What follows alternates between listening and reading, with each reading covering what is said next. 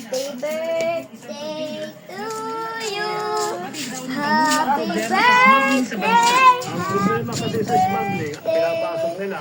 Tapos Happy iibigin. Hindi birthday ilalabas. to you. Ulit pa.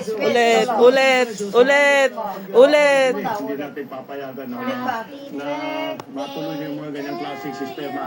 Dahil naman sa epekto ng mga nagdaang bagyo sa supply ng isda, inaprubahan ng Department of Agriculture ang importation ng 8,000 metric tons na isda. Bukod pa ito sa 30,000 metric tons na imported na isda, na unang naprubahan para mapunan ang humihigpit na supply sa mga buwan na nagpapatupad ng cruise fishing season. Para sa GMA Integrated News, Bernadette Reyes, nakatutok 24 Ako oras. din.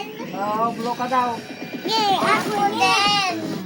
Madilim kasi. Showbiz at political personalities sa special VIP screening at Thanksgiving party ng blockbuster film na Hello, Love Again. And then she also mentioned that